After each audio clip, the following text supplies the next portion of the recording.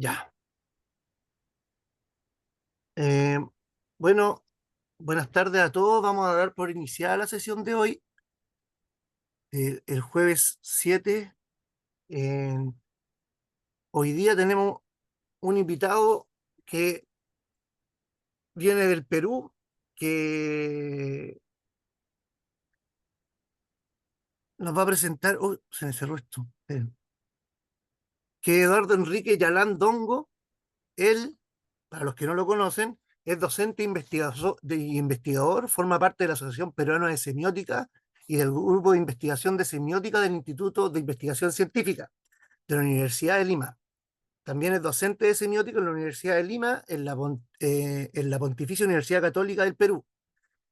Ha escrito libros como Semiótica del Consumo el 2018, es coeditor del libro Semiótica y Trabajo, ensayos sobre el trabajo contemporáneo el 2024, es coautor de los libros La apropiación del sentido del 2021 y Tierra e Imagen, Signo y América Latina, y la filosofía del 2025.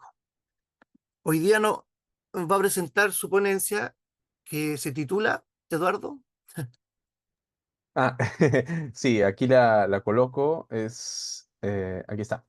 Apuntes para una historia de las ideas de la estética del Perú.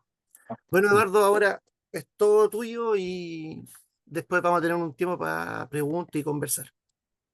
Sí, me interesa mucho el tema de la conversación, dado que gracias a Gonzalo y a Patricio también por la invitación y la generosa tiempo que me han dado un poco para presentar un proyecto que ya estoy trabajando desde bueno, desde finales del año pasado, que es en realidad un resultado orgánico de un proyecto que ha concluido, o sea, de muchos años, y que se ha concretado en un libro que justo Gonzalo hacía mención y que les presentaré al final también, que lo escribí junto con Sebastián Pimentel, que no me ha podido acompañar hoy, no sé, creo que no sé si está ahí, pero bueno. Entonces, este libro parte de una visión que ya iré presentando, este proyecto del libro en todo caso, porque todavía no está concretizado en el libro. No obstante, ya tengo la editorial y todo del gran Santiago Vera, con el cual yo estoy trabajando, que es poeta y filósofo peruano. Y bueno, Apuntes para una historia de las ideas estéticas en el Perú tiene un objetivo muy concreto, ¿no? Vamos a ver, ahí está. Ya, ¿por qué hacer una revisión de de la historia de las ideas estéticas? ¿No? En principio, creo que esa es la pregunta más importante. Para esto he preparado un pequeño texto al cual yo iré recurriendo, porque de alguna manera tenemos un tiempo un poco concreto, así que voy a ir yendo al texto para un poco guiar mis ideas y no disociar y no abrirme un poco. Entonces, ¿por qué hacer una revisión de la historia de las ideas estéticas y por qué en el Perú? En su análisis de la historia de la filosofía peruana, Augusto Salazar Bondi, identifica tres corrientes predominantes que se entrecruzan, ¿no?, en el pensamiento peruano, ¿no? El apogeo del positivismo, el espiritualismo y el materialismo. Entonces, esta misma confrontación subyace en numerosas investigaciones que señalan la persistente tensión entre estas corrientes, en las cuales está Luis Alberto Sánchez, David Sobrevilla, Augusto Castro, Pablo Quintanilla y el propio Enrique Dussel, ya fuera de Perú, y Santiago Castro Gómez también, que de alguna manera teoriza sobre esto.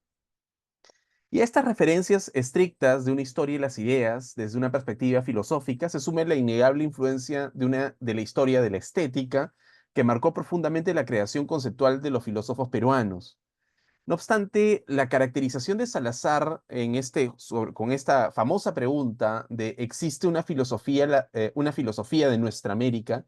Que es la famosa pregunta de Augusto Salazar, ¿no? Y que se le habían planteado mucho antes, pues ya en los primeros números de La Mauta de José Carlos Mariátegui, eh, queda resuelta de manera tajante para Augusto Salazar, ¿no? No existe aún una filosofía auténtica en América Latina en el sentido pleno de una filosofía que emane de las condiciones históricas, sociales y culturales propias de los pueblos latinoamericanos. Lo que sí existe, dice Salazar, es una filosofía en América, pero esta ha sido en gran medida una filosofía importada, derivada de tradiciones europeas, lo que la hace en una filosofía inauténtica. Entonces, mi presentación o el objetivo de mi proyecto es complejizar esta interpretación por dos razones, ¿no? Primero, porque identificar que nuestra filosofía ha reproducido los esquemas de pensamiento europeo sin una reflexión, aquí están las dos razones, por aquí.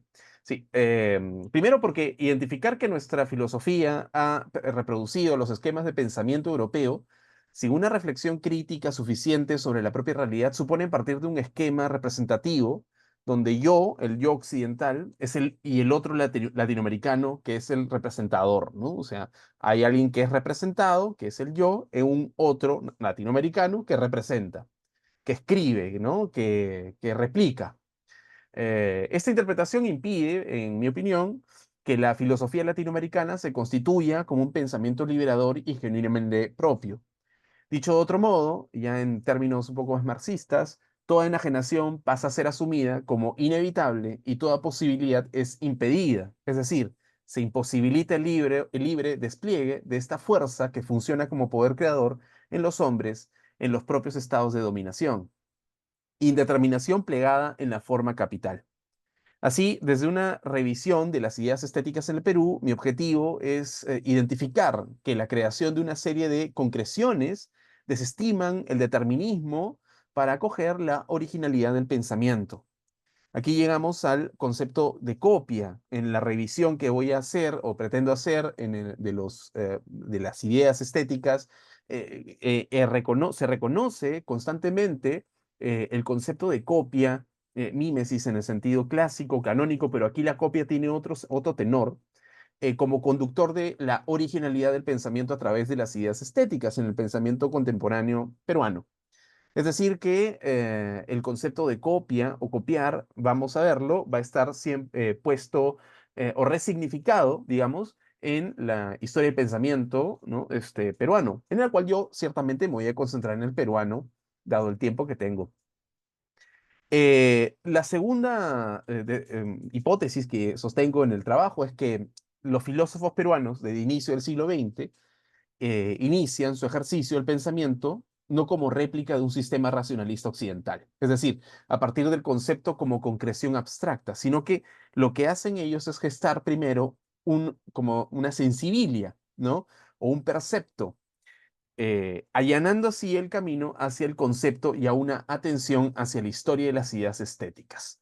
Por ejemplo, Antenor Orrego, un filósofo que Gonzalo conoce muy bien, filósofo peruano del norte del Perú, siguiendo el racio vitalismo de Ortega y Gasset y el creacionismo espiritual de Unamuno, formuló ya hace en los 20 un axioma que lo publicó un diario, el axioma es que sale después en el poemario Escalas del 22 de Vallejo, primero el pensamiento, luego la razón.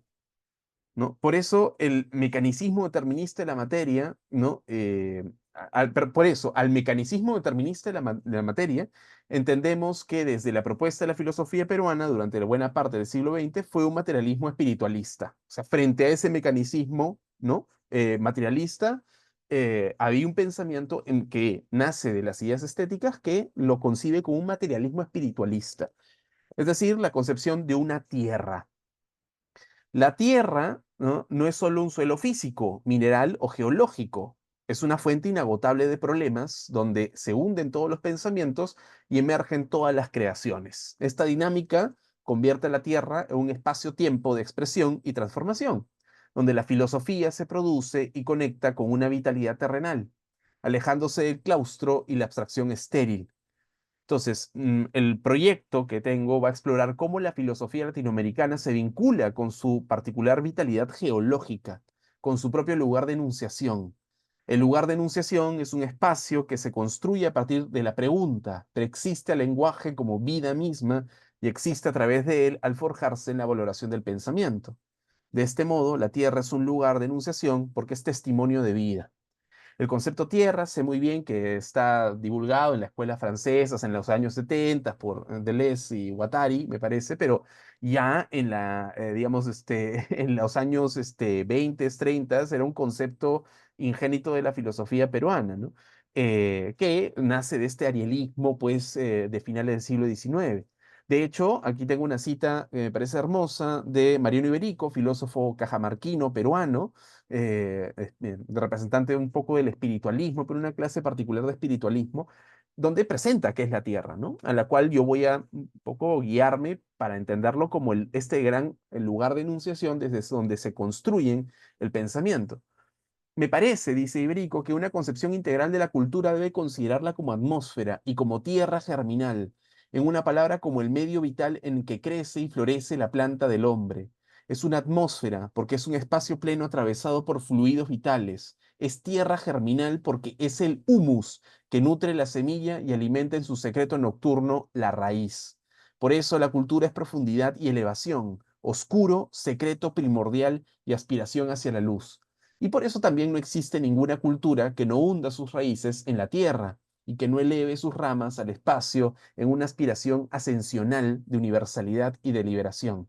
La tierra, el humus, representan al pasado, que no es una mera acumulación de acontecer histórico, sino su virtualidad latente y fecunda. Y en ese sentido representan el tiempo como renovación y sucesión. Después veremos que para Mariátegui, Iberico fue uno de los grandes potenciadores de su concepción del tiempo, ¿no? Incluso la concepción o la consideración temporal que tuvo Mariátegui, ¿no? Ya en el 26, ¿no? Bueno, entonces desde esta perspectiva de la Tierra, que es la que queremos instalar como lugar de enunciación, es este suelo móvil, es el que vamos o que voy a tratar de pensar cómo se articulan una serie de ideas estéticas en el Perú del siglo XX. Por ello me interesa en esta presentación elaborar de forma muy sucinta el proyecto en el que estoy desarrollando.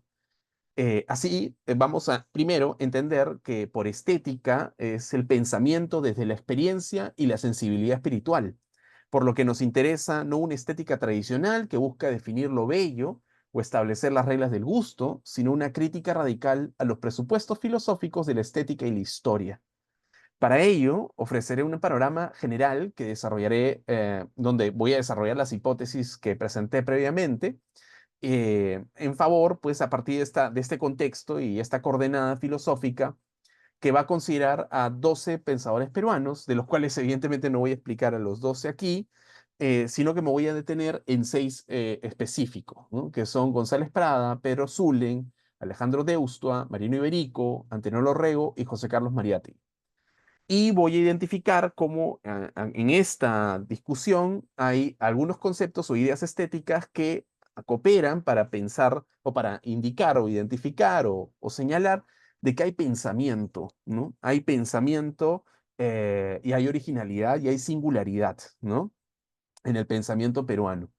Y que, como dije antes, el pensamiento no es, pues no nace digamos, la lectura de los filósofos no nace de la lectura de otros filósofos, sino de su sensibilidad, ¿no? De hecho, esto lo comento como anécdota, Antenor Orrego, que el filósofo que les comento, y Mariano Iberico también, habría que decir, comienzan su actividad filosófica escribiendo poesía, ¿no? El primer texto que se conoce de Orrego en el 13 habla de poesía, pero en el 11, perdón, no, perdón, sí, pues en el 13 ya Orrego le manda poemas a la revista Variedades. Igual sabemos también de los cuadernos verdes, donde Mariano Iberico copiaba a Rubén Darío y a los modernistas y romanticistas de esa época, ¿no?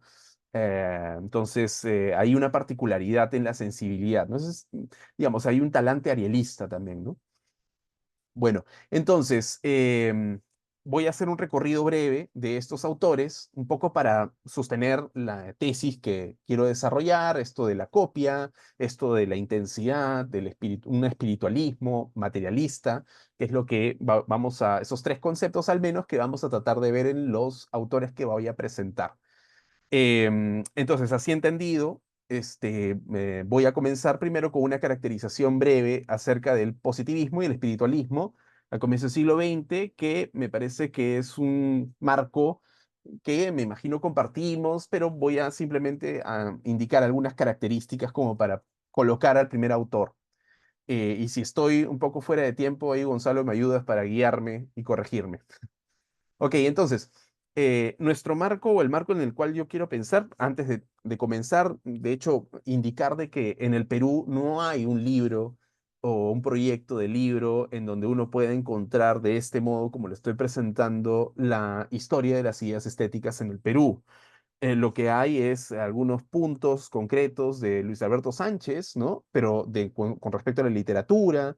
Y en Balance y Liquidación del 900, Sánchez hace una revisión sobre las estéticas. Lo que sí hay es un libro de introducción a la estética del gran profesor Segundo Montoya, que justamente me estaba conversando Gonzalo hace un momento, donde dentro de este libro, que básicamente tiene un fin no más de, digamos, ser de divulgación, un poco un manual de la historia de la estética, hay un pequeño punto donde se habla sobre estética peruana y latinoamericana, pero con un fin de presentar a los autores, ¿no? En este se presenta a Deusto, a Iberico y Mariátegui, solamente a ellos. Y bueno, un poco mi ambición es un poco más de proyecto para sostener esta lectura de esta tesis que yo les estaba poniendo, ¿no? Bueno, habiendo dicho ese breve y rápido estado del arte, el positivismo, ¿sí? El positivismo en América Latina surge como una reacción al romanticismo social y al legado metafísico católico y se consolida como una alternativa científica frente al idealismo espiritualista. Su desarrollo se vio favorecido por el debilitamiento de la influencia filosófica española y portuguesa durante el siglo XIX, lo que abrió paso a corrientes intelectuales francesas, inglesas y norteamericanas.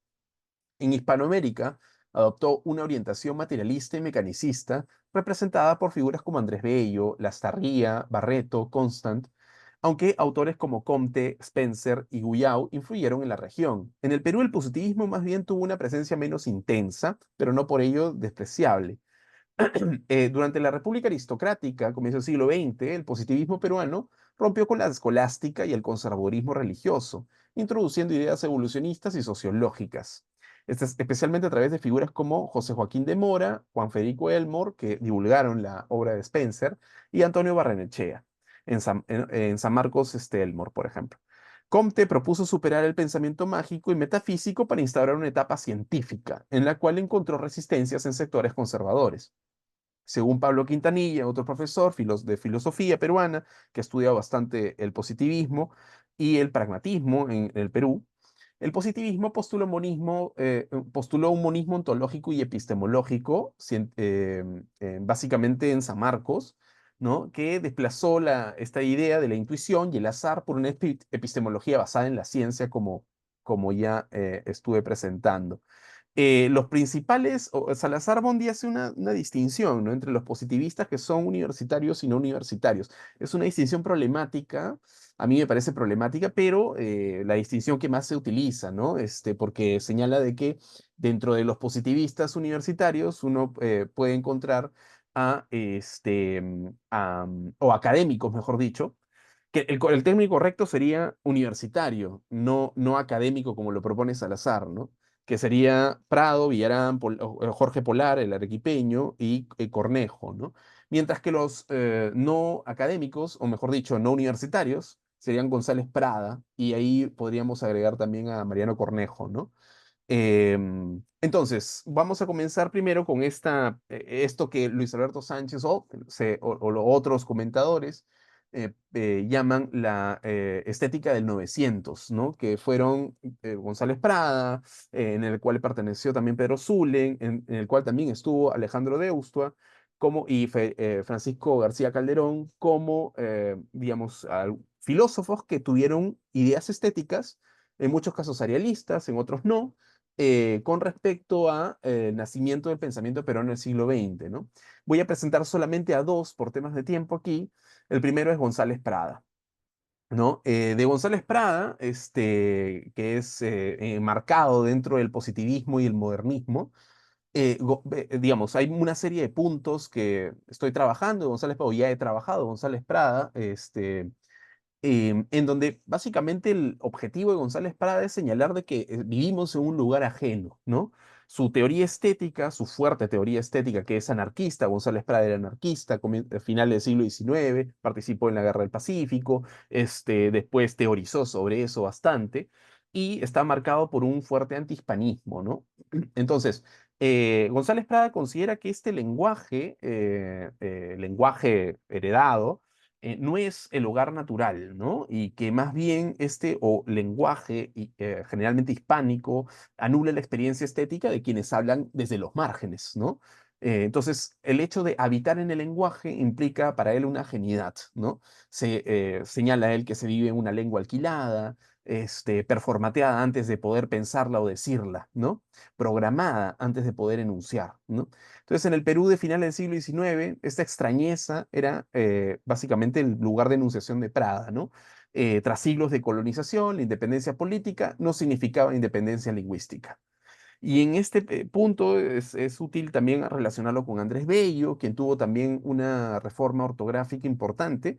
Bueno, Prada también hizo lo mismo, pero muchos años después, un poco en esta, pero sin la idea de institucionalización que tenía Bello, sino más bien como un juego, ¿no?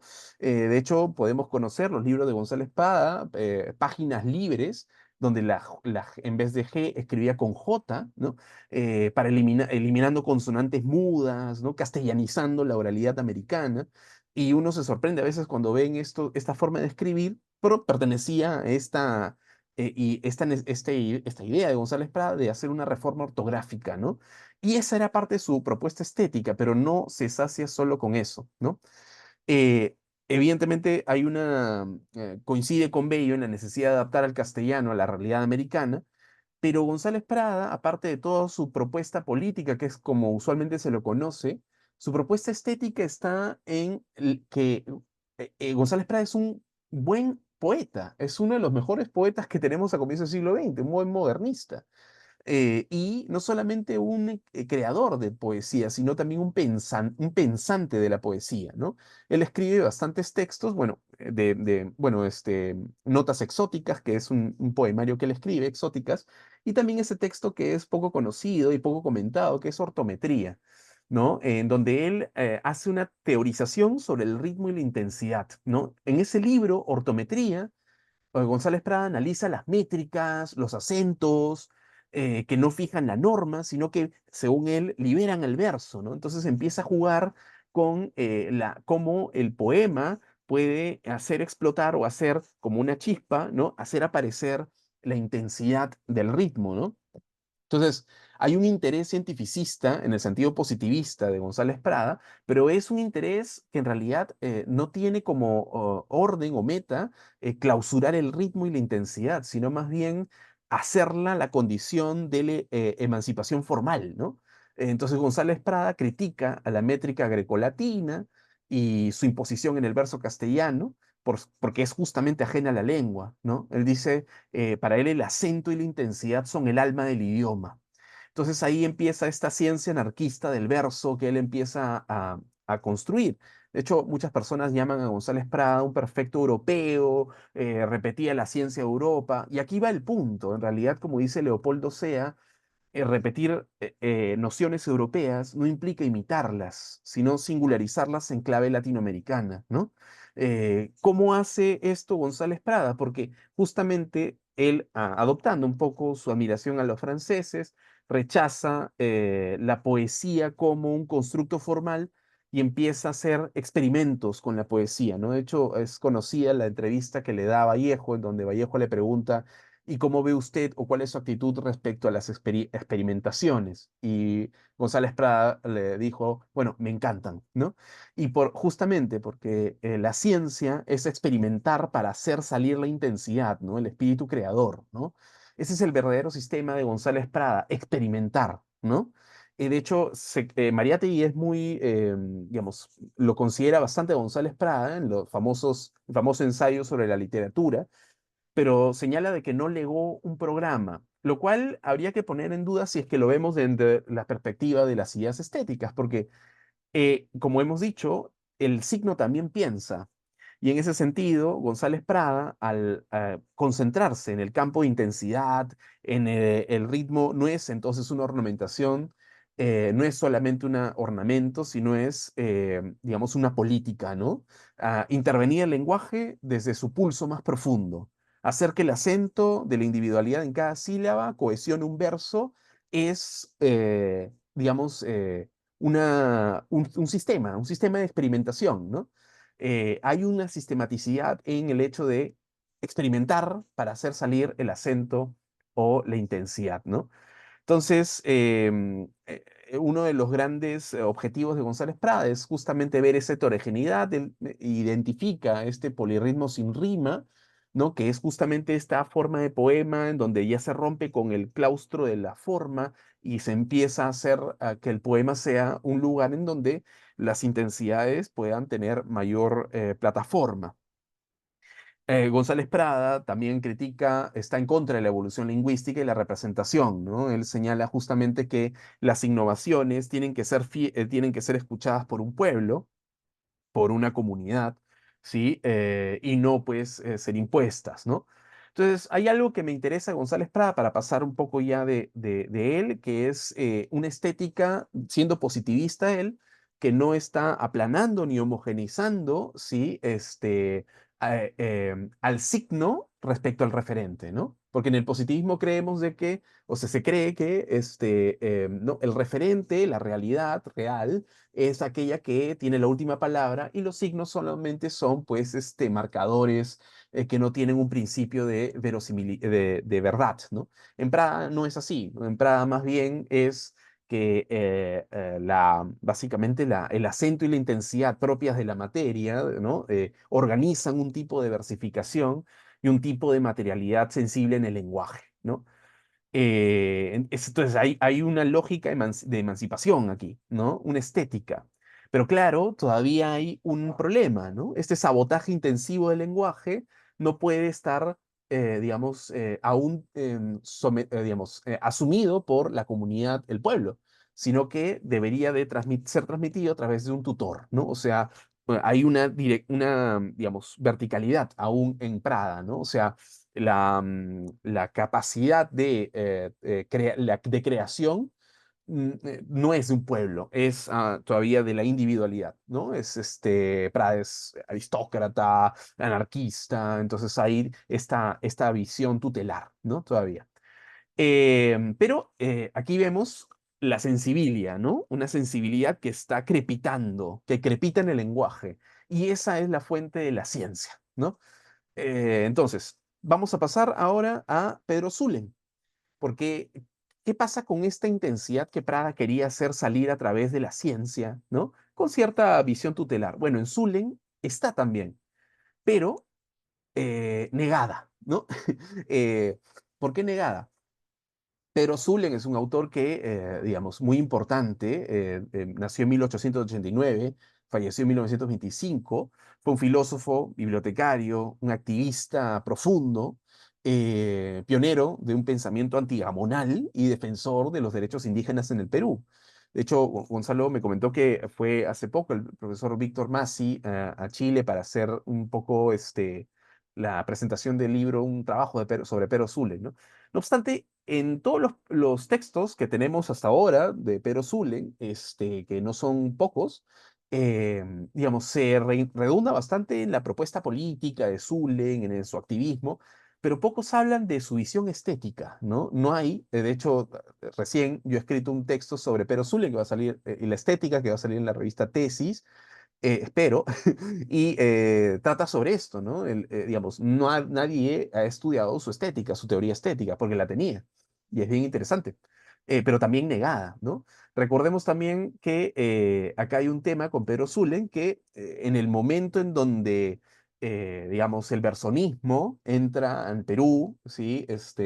A través de Alejandro Deustua y también Francisco García Calderón, el versonismo, el espiritualismo, ¿sí? No solamente es fácilmente, ¿no? transmitido y todo el mundo está de acuerdo, sino que Pedro Zulem fue un gran opositor, ¿no? No por ello no le guardaba respeto a Bergson, ¿no?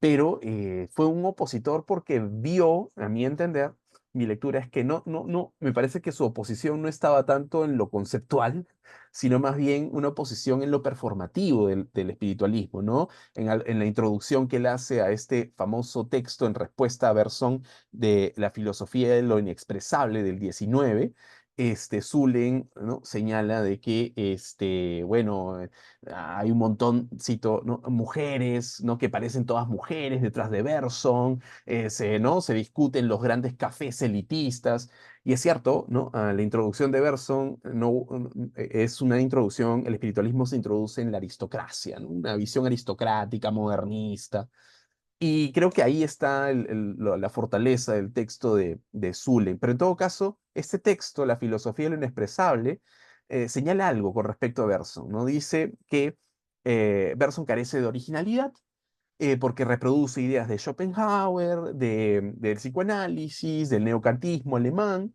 y básicamente se inocula dentro de un contexto elitista, ¿no? Y básicamente la crítica es doble, ¿no? Primero porque señala a Zullen de que Bergson em, no hace una distinción entre percepción y recuerdo, no hace una separación artificial entre materia y espíritu, lo cual ahora, tras revisiones digamos, de un bergsonismo contemporáneo, se podría objetar y considera que son separaciones arbitrarias y inconsistentes. Pero donde me parece importante es en este texto, La filosofía de lo no expresable, señalar es que aquí Pedro Zulem señala de que Bergson tiene una tendencia a poetizar la experiencia. ¿No? Y ahí hay el comienzo de una estética, ¿no? Y luego a representarla como un absoluto, lo que al juicio de Zulem distorsiona la realidad que se quiere expresar. Entonces, Zulem ve que la intuición es insuficiente si no se articula en la inteligencia. No podemos poetizar, ¿no? Digamos, la poesía tiene este límite, un límite que, de acuerdo a la creación de conocimiento, ¿no? No obstante, reconoce que la seducción literaria de las imágenes que instala Bergson, ¿no? Aunque defiende una perspectiva que privilegia la mirada hacia una inteligencia como estar por encima de un fuego central de la intuición, ¿no? Es pragmatista, o al menos no es pragmatista, sino que de alguna manera tiende a asumir algunas tesis pragmatistas, pero también sabemos que criticó el pragmatismo, es un filósofo muy especial, pero Zullen. Pero entonces aquí surge mi pregunta, ¿cuál es entonces el papel que tiene la poesía? Porque sabemos que escribió literatura, sabemos que escribió poesía, ¿no? Que fue publicada después de su muerte, en este texto que lo publica Dora Mayer, El olmo incierto de la nevada, ¿no? Entonces, con respecto a la literatura y la ciencia ficción, de hecho es interesante porque Zulem utiliza la ciencia ficción, perdón, para hacer literatura, ¿no? O sea, Zulem se forma en un clima modernista que está caracterizado por una renovación formal por el preciosismo y la apertura de la ciencia a lo fantástico, ¿no? Y en este marco incursiona en la ciencia ficción, ¿no? Con relatos que él tiene al Polo Norte y la desintegración de la materia viviente del 1908, que lo publica en la revista Variedades, si mal no recuerdo, y que tratan acerca de cómo sería si es que dos obreros en el siglo 2005, ¿no? En el 2005 de nuestra siglo XXI, han descubierto una máquina que permite desintegrar la materia, etcétera, ¿no? Entonces, se utiliza la visión de Zulem, que es en algo racionalista, ¿no? O pragmatista, por decirlo de algún modo, lo que hace es entender, pues, que la literatura es, hasta aquí, en este punto, el mejor ejemplar de la estética para traducir, ¿no? El protagonismo que tiene digamos, el protagonismo político, concreto y, ¿no? que tiene el sujeto en la exploración contra el capitalismo. Bueno, el capitalismo no tanto así lo decía Zulem, sino en contra, pues, de mercantilización de la vida, en todo caso, ¿no? Porque Zulem no teorizó sobre el capitalismo, es cierto. Aunque se identifican ciertos textos, bueno, de hecho, aquí Zulan privilegia a aquellos que escriben literatura, no solamente con la ciencia ficción, que es fantasear sobre la ciencia, el futuro de la ciencia, sino también es una crítica profunda a la mímesis ¿no? Servil, ¿no? De hecho, ahí tiene Zulen una crítica a el Inca Garcilaso de la Vega, ¿no? Que considera que es un simple copiador de Blas Varela, ¿no? En donde Garcilaso simplemente copió y de forma muy subordinada lo que hizo Blas Varela, Y para esto Zulen no le agrada mucho. Yo creo que ahí le faltó Zulen adentrarse un poco más en el Inca Garcilaso de la Vega, que es un gran filósofo, y también un gran esteta, ¿no? Y tiene ahí una filosofía estética, el Inca, que también la estoy considerando, digamos, para el proyecto. Em, y justamente valora entonces él esta repetición que le parece que hace Garcilaso Blas Varela, mimética, que para Zulen degrada al signo, ¿no? O sea, mientras que la verdadera creación implica más bien autonomía e invención. Reconoce que hay una creación literaria, ¿no? Pero que siempre en Zulen vamos a ver que su literatura está condicionada por los límites políticos y económicos, ¿no? O sea, la ciencia y el arte tiene que ser una literatura para la ciencia, para la política, para la economía. No obstante, hay algo muy interesante. De hecho, en nosotros, digamos, el gran poeta José María Eguren, ¿no? Tuvo los primeros comentarios sobre su obra, de parte de un filósofo sobre todo, por Pero Zulle en 1911, ¿no? En un ensayo que escribe Pedro Zulen que se llama Un neosimbolismo poético, ¿no?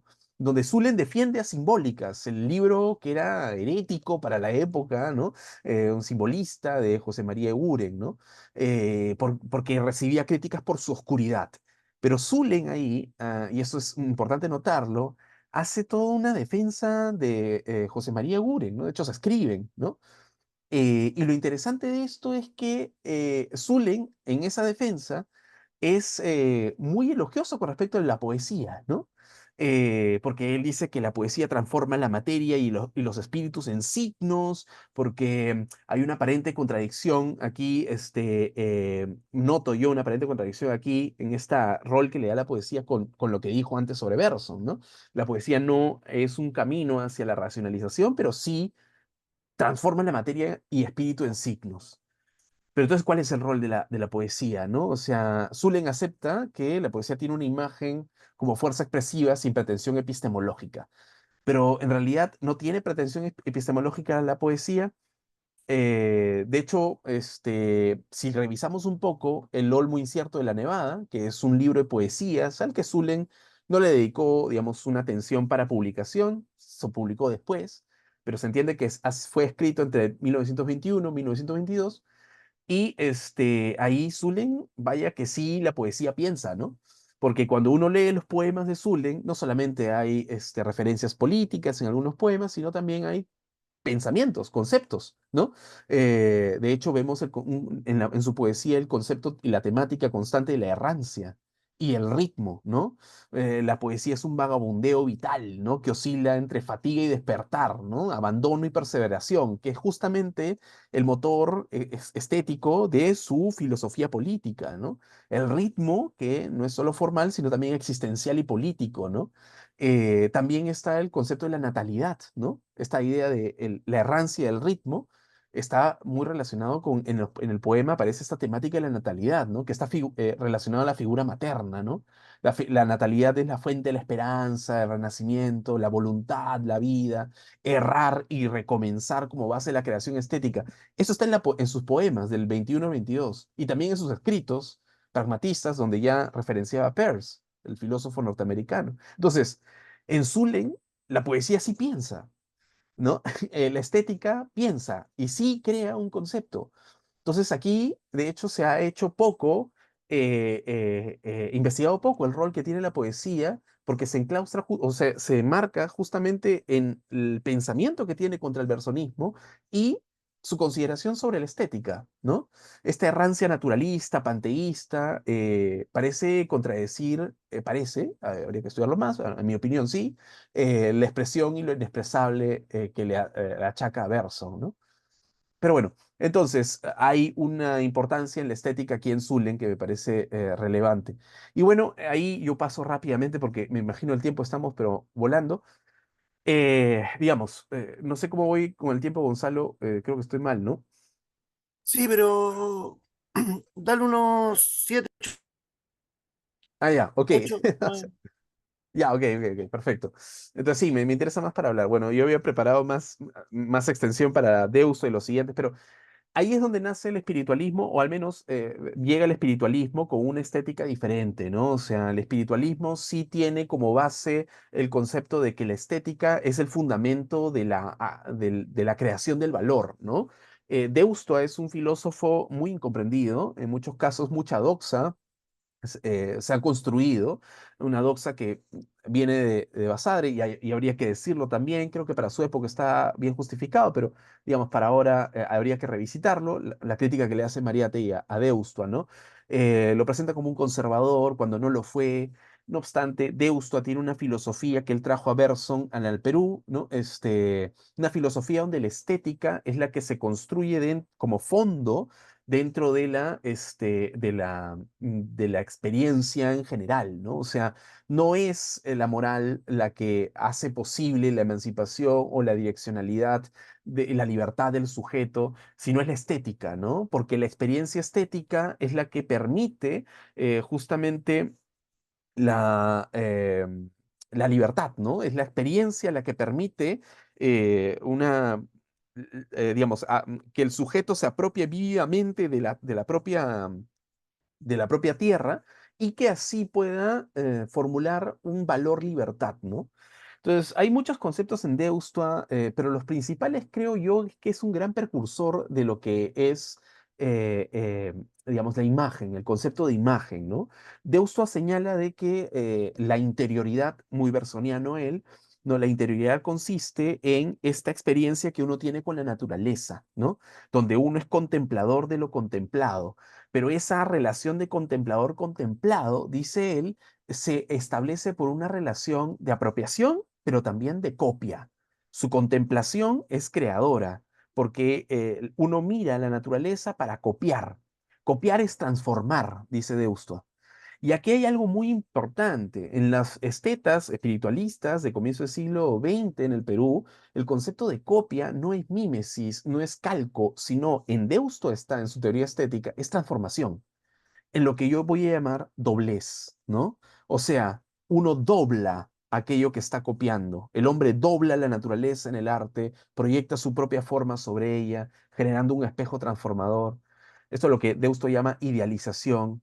Habla entonces en ese sentido Deusto de que, digamos, la copia es justamente la que permite crear una idea estética en modo creador, ¿no?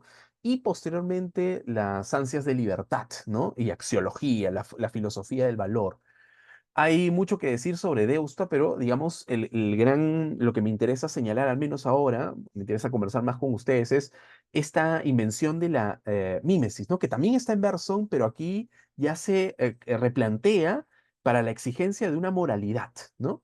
De una noción de libertad, ¿no? La moralidad no aparece hasta años después en el texto de las dos fuentes de la moral y la religión de Bergson, pero en Deusto ya estaba este concepto, ¿no? De imágenes, de copias. Y esto es lo que, en mi opinión, Deusto lega digamos, le transmite a Iberico. Iberico es el gran filósofo de la imagen, ¿no? Es un espiritualista cajamarquino, en donde el centro de su filosofía es la imagen, ¿no?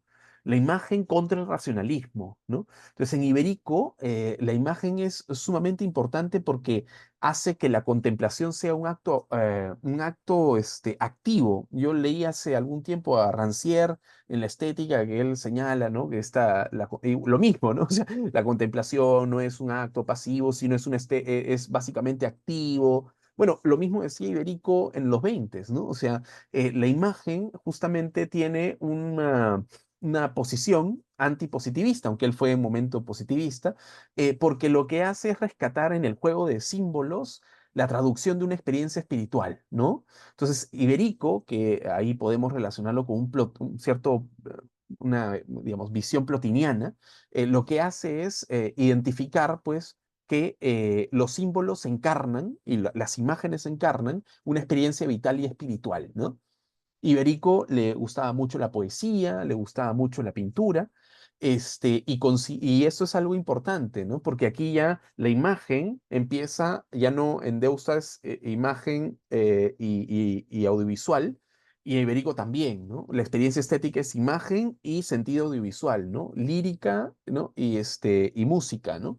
La poesía y las artes musicales, que es propio también del modernismo, ¿no? Entonces, la estética ibericana se enraiza mucho con este sentido de ritmo, lo audiovisual, la música, la vibración, y justamente a diferencia de Deusto, quien veía lo místico como algo externo, Iberico más bien ve a lo místico como el principio de la construcción estética. Acá hay algo importante, porque la estética, a partir del espiritualismo peruano, se enrola bastante con el carácter de lo místico, ¿no?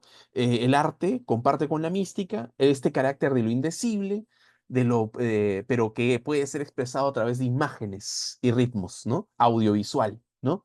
La plástica y la lírica, ¿no? Entonces, lo místico es el carácter del no decir, lo indecible, lo indeterminado, pero que aparece, ¿no? Que aparece como poesía, como epifanía, a través de figuras de emociones poéticas, expresiones poéticas. Entonces, Iberico es uno de los, bueno, el segundo en la historia de la hermenéutica peruana que se ocupa de hacer el análisis de poema por poema de Trilce de Vallejo, ¿no? Cómo reconoce en Vallejo un objeto poético que construye una emoción poética, pero también que expresa poéticamente, ¿no? En una imagen viva. Entonces, Iberico le devuelve el misterio y la profundidad a la estética que en Deusto no estaba, por ejemplo, ¿no? De hecho, aquí me parece importante notar cómo Mariátegui, digamos, saludaba mucho, le encantaba mucho Iberico. De hecho, Mariátegui se inunda de este pensamiento en el 26, cuando Iberico, en el número 2 de Amauto, escribe los dos misticismos, ¿no? Que es un texto importante para el versonismo de Mariátegui, ¿no? Porque ahí Iberico presenta que hay un misticismo que es estático, que es el misticismo del ser, pero hay un misticismo que es este de las imágenes, del movimiento, ¿no? Que en donde el ser se mueve, ¿no? La tierra, el humus se mueve. Entonces es un filósofo muy importante que también le agrada mucho a Mariátegui por este concepto del nuevo absoluto, ¿no? Él señala de que el arte tiene un acceso privilegiado, pero no obstante constituye una indicación también de malestar contemporáneo, ¿no? El arte aristócrata es el síntoma de la soledad en el tiempo, ¿no? La crisis en la historia. Entonces, lo que propone el nuevo absoluto es que plantea una técnica de la cultura basada en el instinto vital y la experiencia estética que decanta indefectiblemente hacia el socialismo auténtico, ¿no? Este es el ibérico socialista del 26, después ya no va a serlo. Pero ese es el ibérico que le gusta a Mariátegui, ¿no? Un impulso religioso de redención contra el orden económico inhumano, ¿no? Un socialismo místico. Y aquí empieza algo que yo estoy identificando, que llamo el espiritualismo materialista, ¿no? Que es esta proyección de un nuevo absoluto, es decir, un absoluto volitivo, afectivo, inmanente, viviente, que se capta por la intuición, pero que no abandona su lógica material, ¿no? Pero Iberico prontamente abre la puerta y la cierra, después, digamos, se enfoca más en otro tipo de realizaciones políticas. No obstante, ya para un poco, me imagino que estoy con el tiempo volando. No obstante, aquí empieza justamente lo que yo llamaría, ay, no, aquí he puesto Mariano Iberico y es nuestro gran filósofo aquí, perdón el error, voy a cambiarlo. Mariate, ¿no? Ya está. José Carlos Mariátegui, José Carlos Mariátegui, que ya empieza lo que yo llamo espiritualismo materialista, ¿no? Hace poco leí un texto también de Gonzalo, muy bonito texto sobre cómo hay algo que generalmente no se destaca mucho, ¿no? Que sí hay un aprecio de Bergson por parte de Mariátegui, ¿no? Hay una idea también de reconocimiento del fundador del socialismo peruano, del espiritualismo, y también hay digamos, un aprecio que tiene Mariátegui hacia el sentimiento de su época, ¿no? O sea, el artista debe captar las agitaciones y las ansias de un pueblo de su tiempo, y sin embargo, para Mariátegui no todo arte de vanguardia expresa lo nuevo, ¿no? sea, lo nuevo se tiene que, no puede mirar al pasado, aunque Mariátegui no excluye el pasado, sino que toma del pasado lo mejor para poder construir una modernidad, ¿no? Que encarna el mito vivo del presente, ¿no? Porque son bersonianos, el presente es lo más importante, igual en Orrego, ¿no? Y hay una crítica también al racionalismo, sí, hay una crítica al racionalismo y la afirmación estética, ¿no? Entonces, en la época de Mariátegui, critica la razón ilustrada y su herencia racionalista, asociada a la revolución liberal y capitalista, y reivindica la estética para superar justamente el economicismo y afirmar la centralidad de la libertad y el espíritu, ¿no? Eh, las influencias, repito, de aquí de Mariátegui son Bergson, Rabelais, Iberico, en el 26, ¿no? Por esta idea espiritual de pensar que la lucha material no puede estar disociada del vitalismo trágico, ¿no? De una tragedia, ritmo, la tragedia es ritmo, y vitalismo, intensidad, ritmo, intensidad, ¿no? Y ahí es donde Mariátegui hace estas representaciones también de clasificación del artista según los momentos simbólicos, donde señala, pues, ¿no? Hay artistas de la noche, que son la decadencia burguesa, los artistas del crepúsculo, que son la transición con vestigios de lo viejo y señales de lo nuevo, y los artistas del alba, ¿no? Que son justamente artistas del inicio de la nueva era socialista. Y justamente en Mariátegui hay un aprecio total hacia la estética en ese sentido, ¿no? El sentido que justamente la estética es la oportunidad o la condición, no voy a decir posibilidad, pero la condición, al menos la potencialidad para crear una ficción, ¿no? El arte moderno, si lo liberamos del realismo rígido, revela lo real a través de la imaginación y la fantasía, ¿no? Entonces, hay en su estética esto que podríamos llamar ya un lenguaje más reciente, esta potencia de lo falso, ¿no? Su aprecio también al vanguardismo es por eso, ¿no?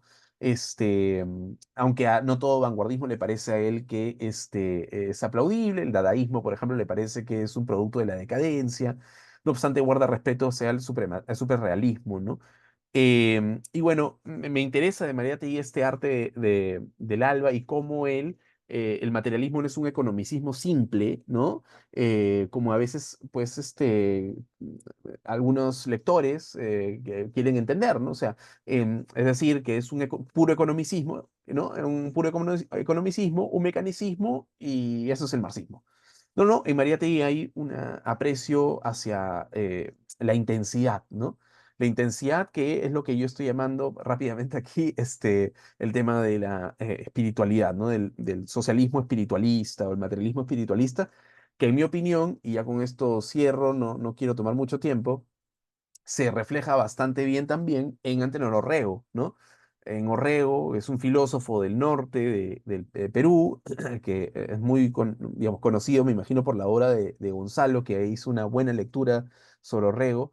En Orrego hay algo particular del vitalismo, perdón, del espiritualismo materialista, que es una estética, pero también una estética que decanta hacia lo político, ¿no? Una estética subterránea que exige mucho, y esto creo que más acento en Orrego que en Mariátegui, lo subterráneo, ¿no? Digamos, la idea de la intimidad, ¿no? De la intrahistoria.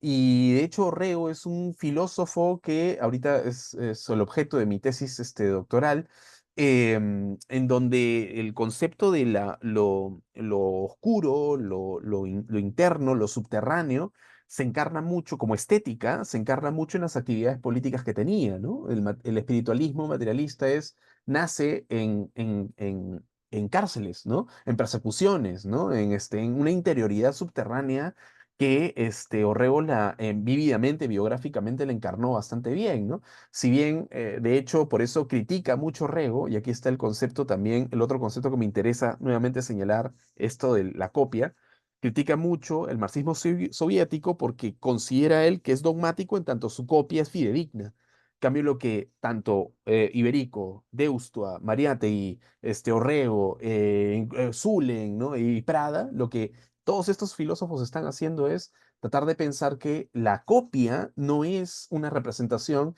sino él lo llama continente reflejo, ¿no? Es la oportunidad para poder crear, ¿no? Copiar es crear, ¿no?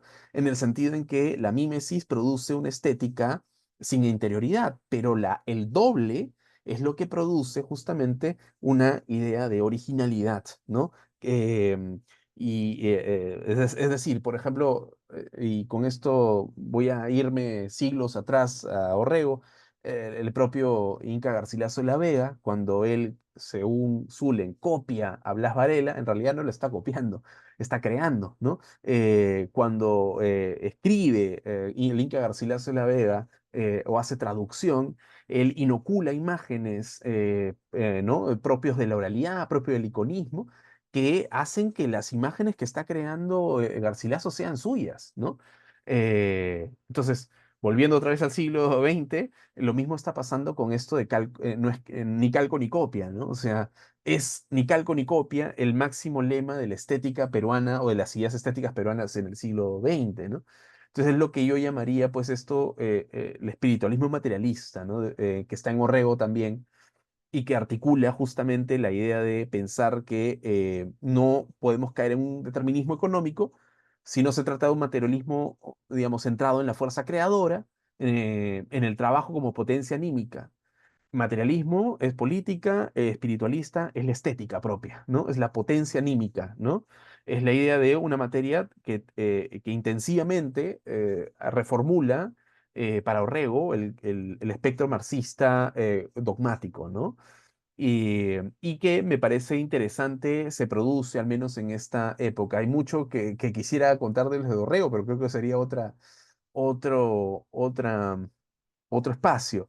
En resumen, y para ya no quitar mucho tiempo, que me estoy volando aquí, Gonzalo, perdón, justamente este libro, mejor dicho, este proyecto en el cual yo estoy tratando de reconocer que en las ideas estéticas comienza una filosofía, los filósofos peruanos piensan a través del poema, a través de la descripción del paisaje, piensan estéticamente, pero esa estética no es lejana a la propuesta política, no es lejana al pensamiento. Entonces, la pregunta es al azar, en donde nosotros no tenemos un propio pensamiento porque básicamente vivimos una economía dependiente, podría ponerse en duda si es que nosotros pensamos de que en nuestras ideas estéticas hay un pensamiento original, muy original, ¿no? Si es que atravesamos esta capa de representación, ¿no? Somos el otro de Europa, ¿no? Somos el otro de cuando en realidad somos íconos, ¿no? Creaciones en tanto traiciones, ¿no? Lo cual es un poco el espíritu también que hemos hecho, digamos, que hemos estado trabajando con Sebastián Pimentel de hace ya algunos años, que es justamente esta lectura de tierra, imagen, signo, ¿no? Hay una tierra que es espiritual, que produce un modo de ver y produce signos desde los cuales pensamos, ¿no? Lo nuestro no es en el sistema heideggeriano, ¿no? De el nous inteligible, no el espíritu intelectual y la razón griega, no, no, nosotros somos pensamientos de tierra, imagen, signo, ¿no? Nuestra construcción es tierra, imagen, signo. Y es lo que hemos un poco presentado también en este libro que es complementario a este estudio que he hecho o que estoy haciendo y que se va a concretar ya el próximo año, espero que a mediados del próximo año, en donde voy a repasar pues toda una serie de estos filósofos y otros más, Magda Portal, Francisco García Calderón, y otros filósofos más espiritualistas, Daniel La Torre también, etcétera, ¿no? Pero digamos, este librito es un preludio a lo que orgánicamente estoy queriendo hacer con este trabajo. Y de hecho, me podría tomar más tiempo hablando, pero también quería conversar con ustedes. Y bueno, esto es un poco parte de mi proyecto, ¿no? El proyecto que estoy trabajando. Qué buen libro, Gonzalo, Buceando en el Abismo. Muchas gracias a todos por su atención. Muchas gracias, Eduardo. En el chat dejé dos libros, el de Roberta Sangüesa sobre González Prat y el de Buceando en el Abismo, el de Roberta Sangüesa. Bueno, después de la exposición de Eduardo, yo creo que todos tienen muchas preguntas o comentarios, así que voy a abrir la palabra. ¿Quién quiere hacer un comentario, una opinión? Para romper el hielo, yo quería hacer darte como una observación con relación a la imagen de la Tierra, que me llama mucho la atención porque, claro, tú muy bien dices como la tierra en Latinoamérica, la imagen de la tierra es como liberadora, ¿no es cierto? Es como algo, pero por el contrario, en Europa, cuando se empezó a principios del siglo XX, la imagen de la tierra era como la madre flagelada que había que vengar. Era la imagen de la dionisiaca, de las bacantes, de ese Dionisio que venga su madre porque la flagelaron. Entonces, siempre a mí también me ha llamado esa atención de la imagen de la tierra con relación a Latinoamérica y Europa. Porque en Europa se dio como la idea de Bachofen, como bachofiana. Aquí, por el contrario, la imagen ya estaba dada por la misma cultura indígena. Estaba la relación del mito de la Pachamama. Entonces, eso fue, me parece bien interesante como observación. Y como segundo, la idea del bergsonismo en Latinoamérica es, claro, la traducción que se hizo de Bergson acá fue muy rica. Creo que provocó una... Yo creo que todavía no se logra observar la importancia que tuvo el bergsonismo en los pensadores, especialmente en el Perú.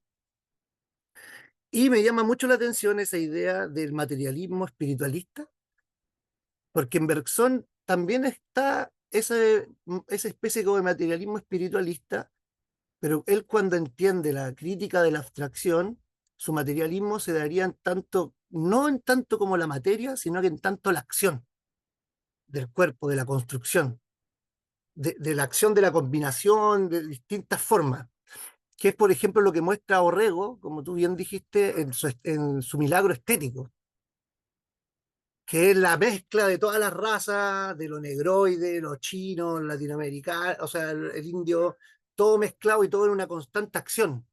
No es como, por eso me llama la atención, no es como la materia en sí misma, sino que es como cómo se moviliza la misma materia. Entonces, ahí yo veo como la idea de materialismo, no sé, entonces tal vez podría ir como tal bien ahondar en eso. Bueno, eso por mi parte. ¿Alguien más tiene alguna pregunta, un comentario?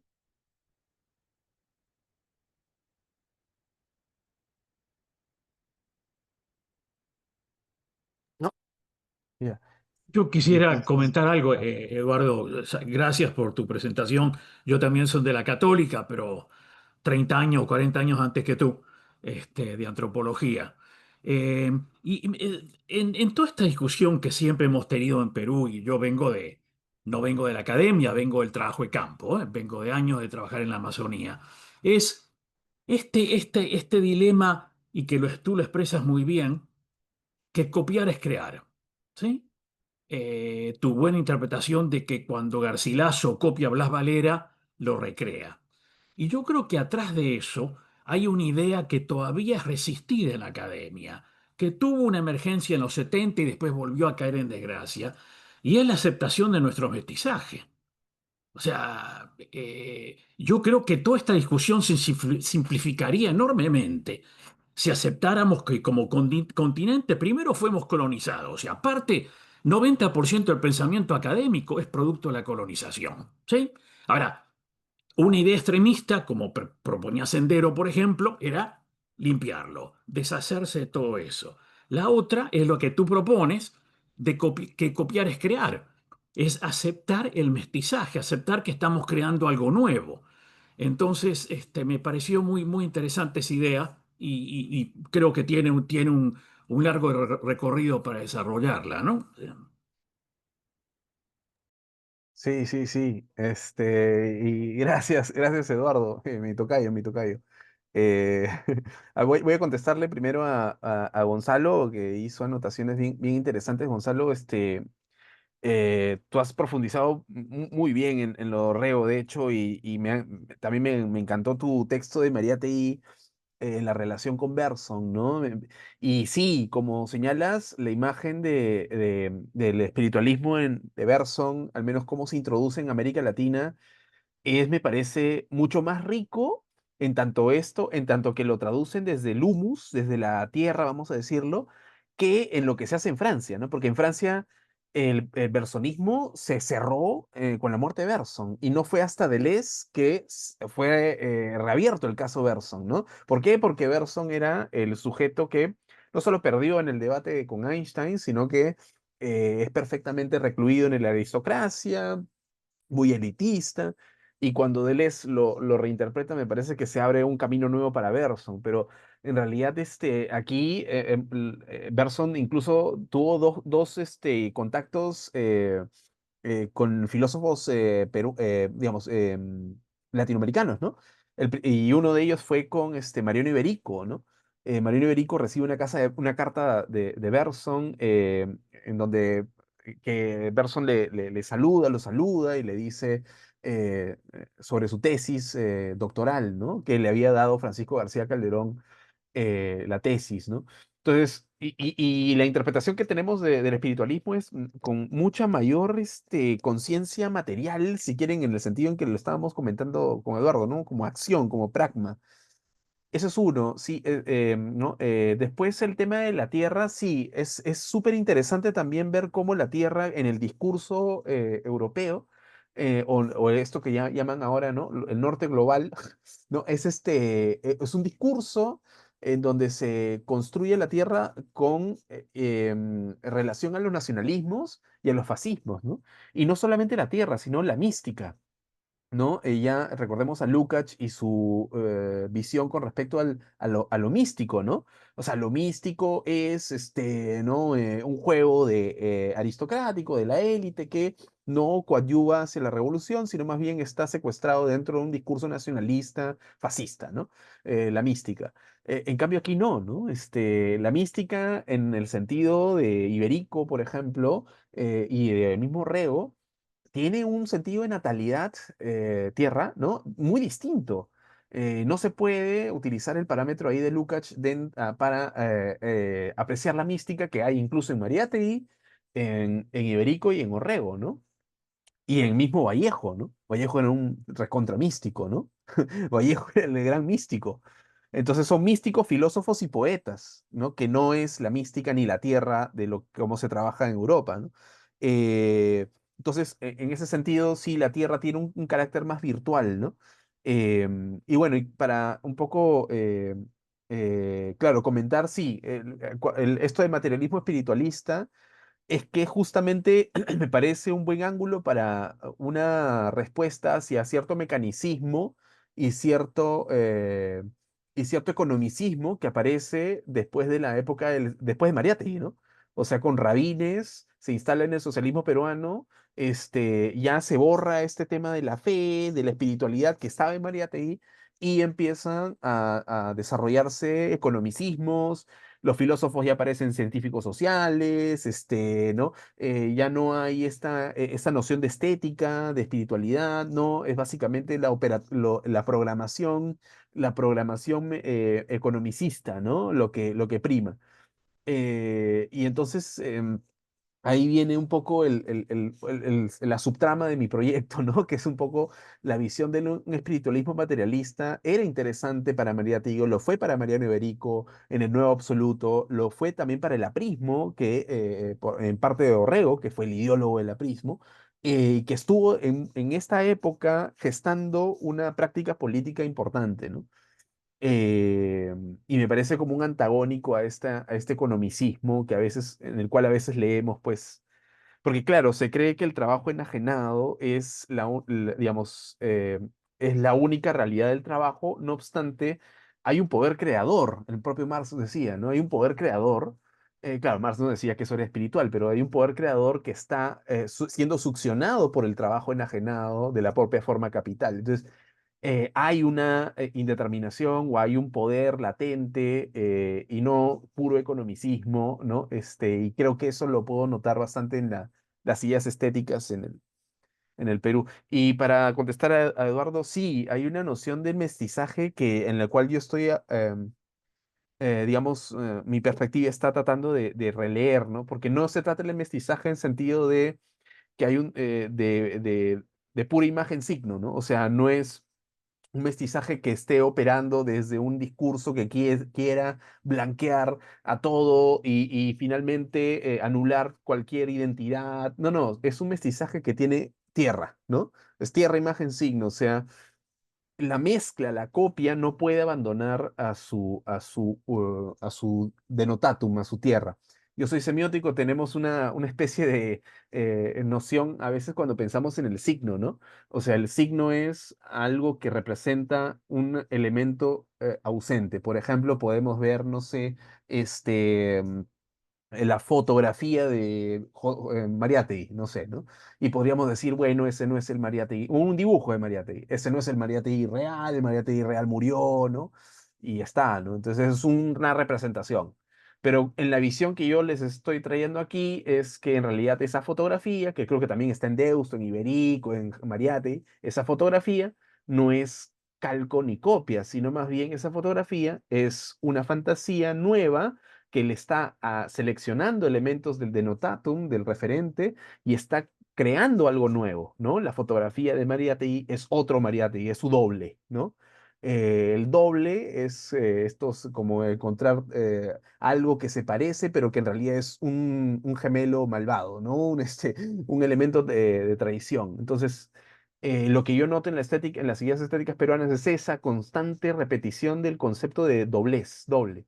Para cerrar solamente con eso, el gran filósofo del mestizaje en ese sentido es el Inca Garcilaso de la Vega, ¿no? Que cuando le preguntan cómo se crea la palabra Perú, él dice en los comentarios reales, bueno, el Perú se crea porque los españoles llegaron al norte del Perú, bueno, lo que se conoce como Perú, y confundieron el nombre de un indio que se llamaba Belú con el río que se llamaba Pelú. Lo fusionaron y salió el nombre Perú. Y cuando se le pregunta al Inca Garcilaso, entonces eso lo ha sacado de documentos, ¿quién te lo ha contado? ¿Alguien fidedigno? ¿Alguien que estuve? No, lo escuché por ahí, dice él, ¿no? Entonces me parece la perfecta presentación del mestizaje y el doble, ¿no? O sea, no es lo fidedigno, sino es una invención. Entonces, en ese sentido, el Inca Garcilaso de la Vega es el primer cineasta de la filosofía en el Perú, ¿no? O sea, en ese sentido, estoy tratando de pensar, como bien decía Eduardo, la idea de la mezcla, ¿no? Como tradición, ¿no? Y creación, que creo que es lo que Mariátegui también decía, ¿no? Esto de que en el versonismo de Mariátegui, ¿no? O sea, no mirar al pasado, pero tomar cosas de él para poder crear algo hacia futuro, ¿no? Más o menos por ahí va. Gracias, Eduardo. ¿Algún comentario más? ¿Una pregunta?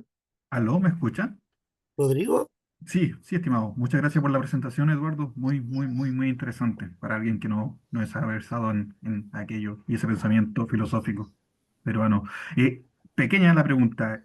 Escuché que hizo mención a la ciencia ficción sobre un autor en particular. ¿Cuál era? Para anotarlo, por fin. Ah, sí. Mira, en la ciencia ficción en el Perú, de hecho, filosóficamente, o sea, creado o usado por filósofos, aparecen con Pedro Zulem.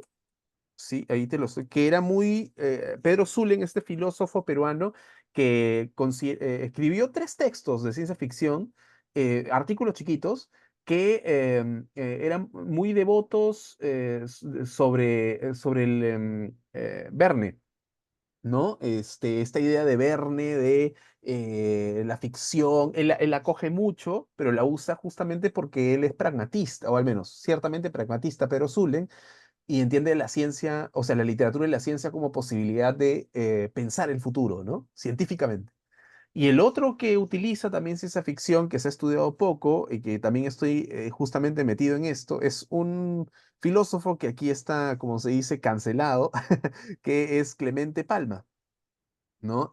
Clemente Palma, que también escribió bastante literatura y creo yo, perdón a los que seguidores de Zulem, pero creo yo que mucho mejor, ¿no? Una literatura con un estilo hermoso, ¿no?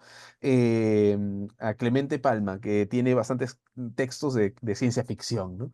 Claro que otro problema, y perdón para extenderme aquí, pero otro problema que tenemos en el Perú también es que los filósofos, por ejemplo, Alejandro Deustua, que, digamos, tuvo una consideración con respecto a la vida interior, a la vida íntima del indio, o Clemente Palma, que también tuvo una consideración con respecto a la raza, ¿no? Se le considera racista en muchos casos. Por esas afirmaciones, sin duda problemáticas, se los ha dejado estudiar mucho, ¿no? Entonces, pero la idea es un poco copiarlos para recrearlos, ¿no? Para tratar de verlos de otro modo también, ¿no? Pero sí, te diría que son los dos filósofos de esta época que utilizan el tema de la ciencia ficción, ¿no? Gracias, Eduardo. Pablo, Sí, bueno, ante todo me ha resultado muy interesante tu exposición, Eduardo, y he aprendido mucho, ¿no? Me ha sido muy valiosa. Ahora me llamó la atención, igual que a Gonzalo, ese término, ¿no? De materialismo espiritualista o de espiritualismo materialista, porque primero es la primera vez que lo escucho, ¿no? En la historia del pensamiento filosófico latinoamericano. Y no quiere decir que no tenga validez, ¿no? Sino que sencillamente habría que argumentarlo bien. ¿En qué sentido? Yo creo que hay una reacción contra el positivismo en general en toda América Latina y ese antipositivismo. Yo tengo un libro que se llama Materialismo y Antipositivismo en América Latina, que incluso está libre en internet, o si no te lo puedo enviar, y hay toda una reacción vitalista, espiritualista, en contra del positivismo, del objetivismo, del cientificismo, y tal vez eso dio lugar a ese tipo de posturas realmente eclécticas. Yo creo que Perú es una de los países que tiene una riqueza extraordinaria en la producción filosófica en esa etapa, actualmente, y habría que pensar en qué medida, bueno, ese término podría ser también válido, no sé, para el caso de José Vasconcelos en México, ¿no? Así, o el caso, sí, porque por ejemplo el semonismo estético, ¿no?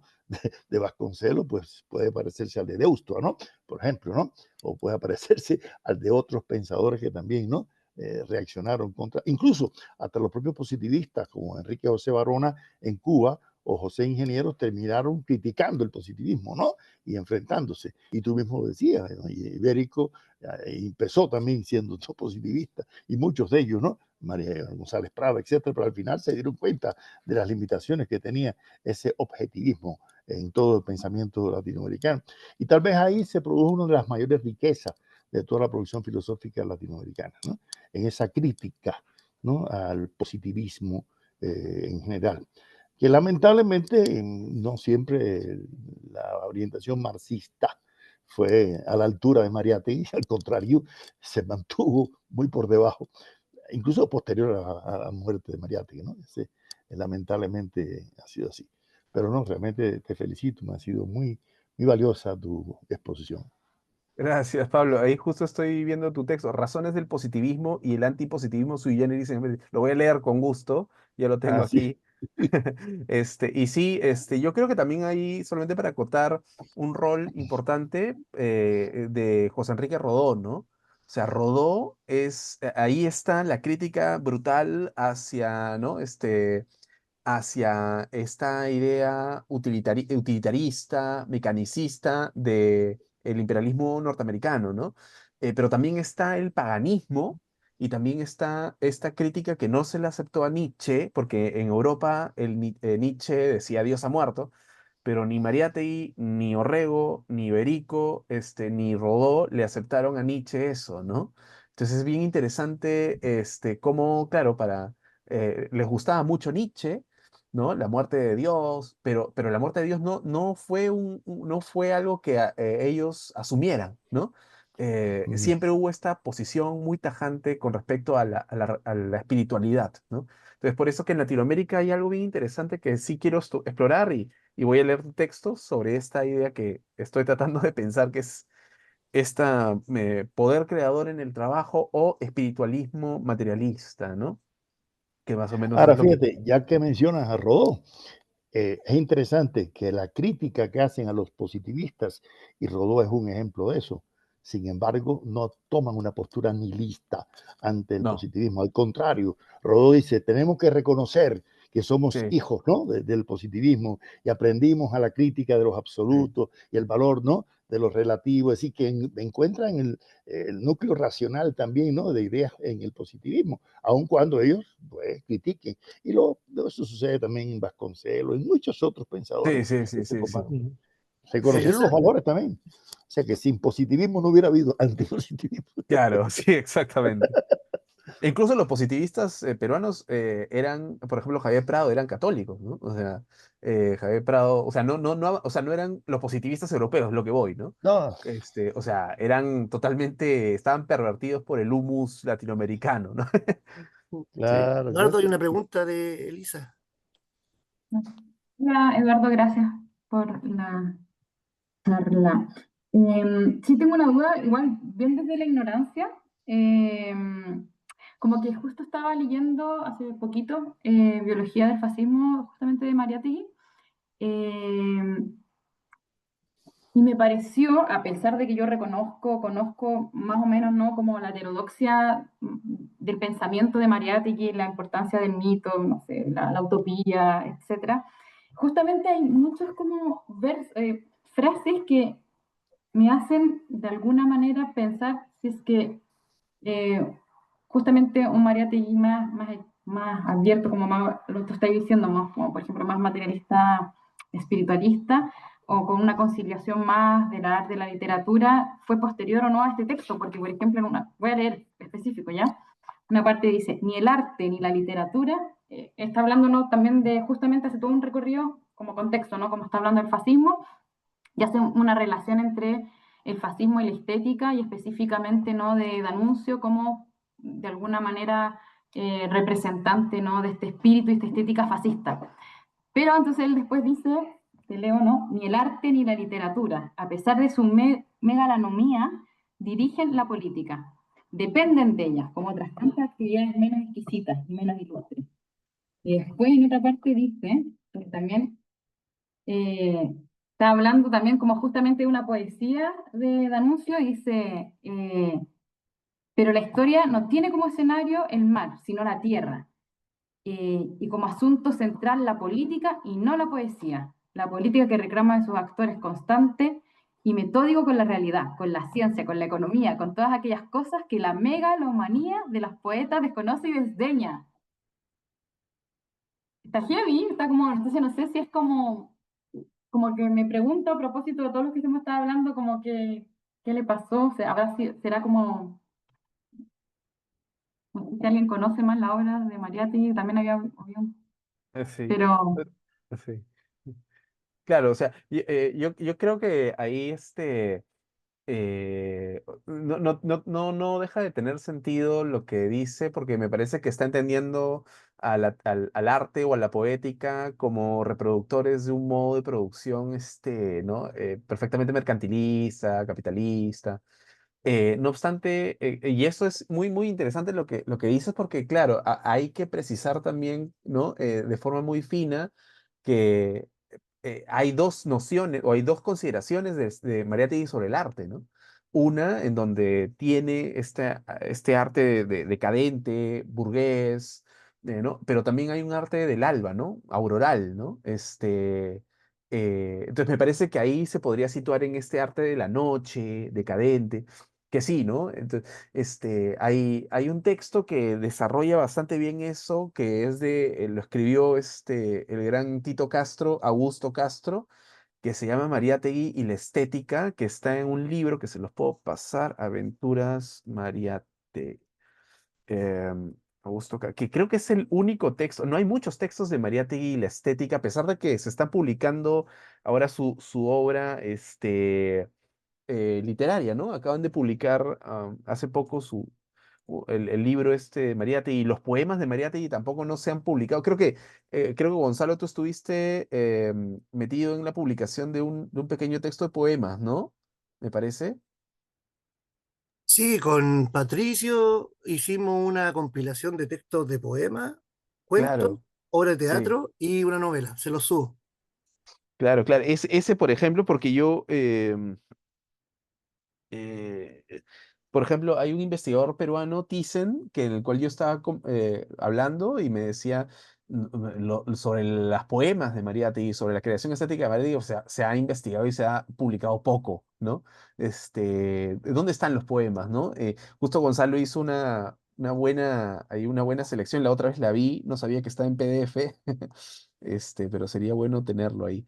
Y sí, ¿no? Para un poco redundar lo de Lisa, creo que esa precisión es lo que se tiene que investigar, ¿no?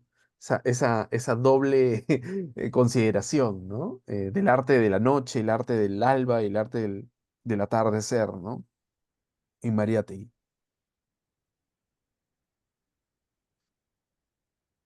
Aquí les voy a dar el texto. Mariátegui literario. Tiene unos poemas inéditos también.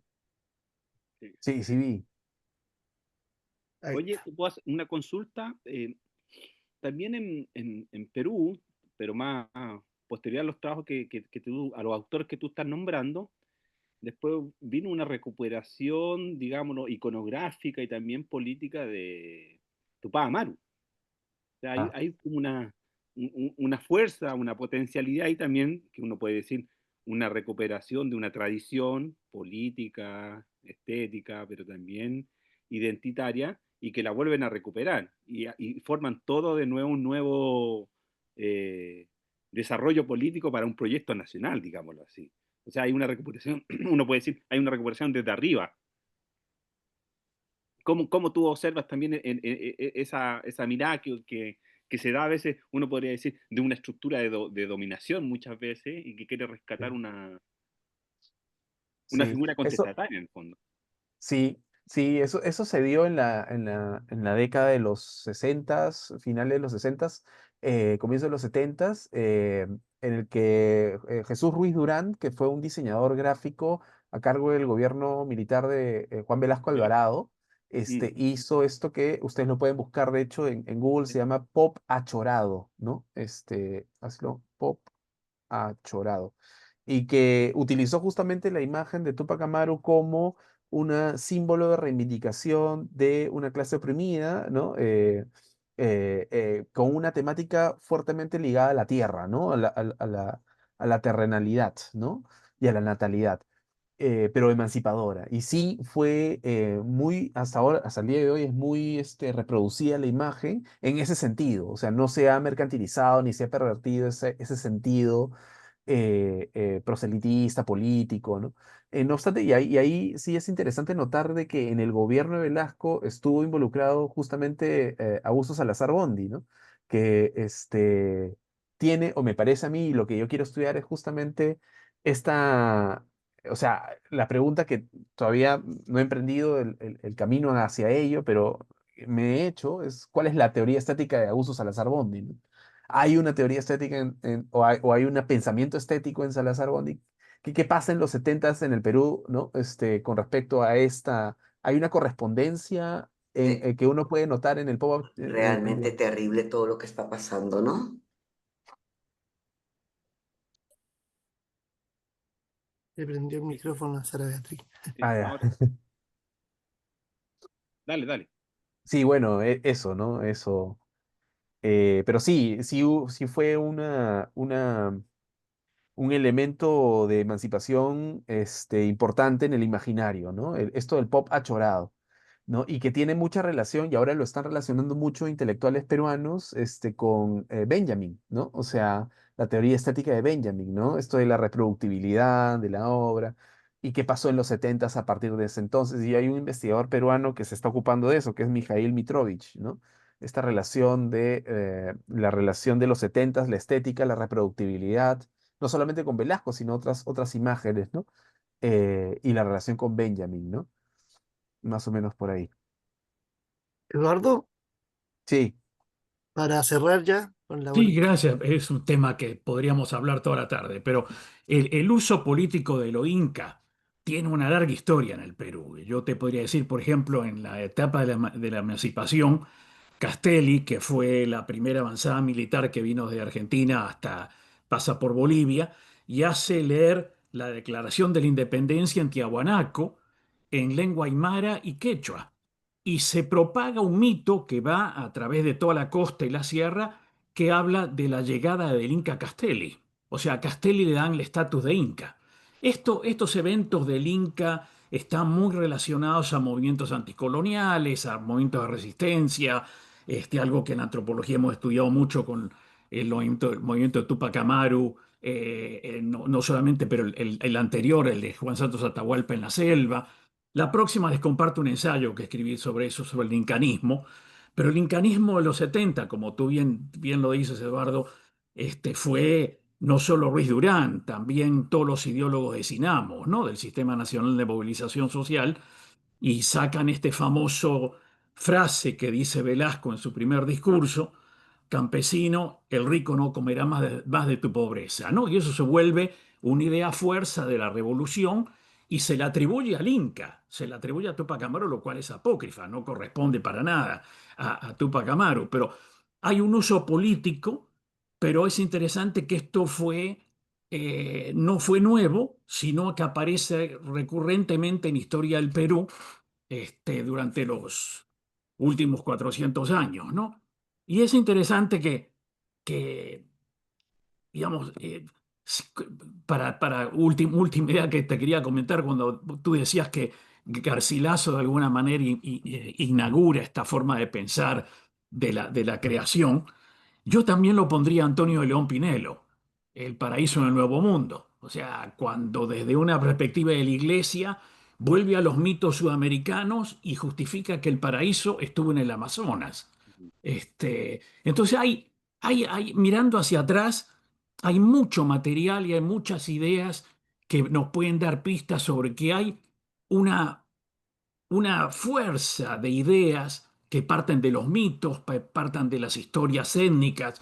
Pensemos cuando hablamos del Perú, a mí siempre me hace ruido esto cuando hablamos de filosofía peruana, porque Perú es un país con 55 pueblos diferentes, o sea, y 50 etnias en la Amazonía, que cada uno tiene su mitología, su historia, otras 4 en los Andes.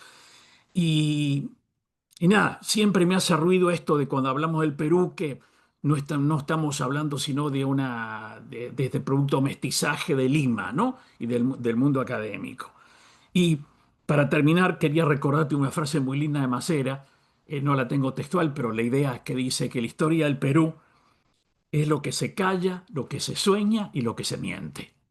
Lo cual a mí me parece que eso se traslada tranquilamente a toda la creación de la estética y de una filosofía, ¿no? Pero gracias, Eduardo, muy estimulante tu presentación. Gracias. Bueno, ya por una cosa horaria vamos a dar por finalizado. Agradecerte, Eduardo, porque la exposición estuvo muy buena. Yo creo que nos dejó hartas preguntas a todos y dejarlo invitado para el próximo jueves, que se va a estar Paloma Castillo, creo. No lo recuerdo bien, pero los voy a estar informando. Así que vamos a dejarlo hasta aquí y agradecerle a todos por su asistencia y esperar verlos nuevamente. Gracias a Chao. ustedes también por invitarme. Nos vemos Chao, entonces en la Eduardo. siguiente. Chao, Gracias. Eduardo, cuídense, cuídense Gracias. todos. Muchas Esperemos que gracias. nos Chao, cubra Pablo, te estoy escribiendo un correo. Gracias. Sí, escríbeme, pero ya el próximo jueves no puedo conectarme, pero no tengo clases. Te voy a escribir. Pero bueno, el otro sí, creo que sí. Vale. Bueno, Gracias. Patricio, Tenemos que abrazo. tener el libro Pablo. Hay que hacerlo que circule por Chile también. ¿Cuál? ¿El de acaba el de Premio Libertador? Claro. Sí. Ah, bueno. Hablar sí, del libro. Sí, pues. No, pero Sí. para ver si se puede llegar físicamente, ¿lo trae alguien o no? ¿O va a estar, lo No tienen sé, sí, afuera? eso me informaron ayer, que van a hacer una edición enorme. Ah, ya. Entonces, Porque preguntaré. 5.000 ¿Cómo? libros son... Es mucho. alcanzarán algunos para Chile. Yo creo que sí. Claro. Chao, cuídate. Bueno, Nos vemos. un abrazo. Cuídense. Un Chao, abrazo. chao. Chao, chao. Gracias. Chao.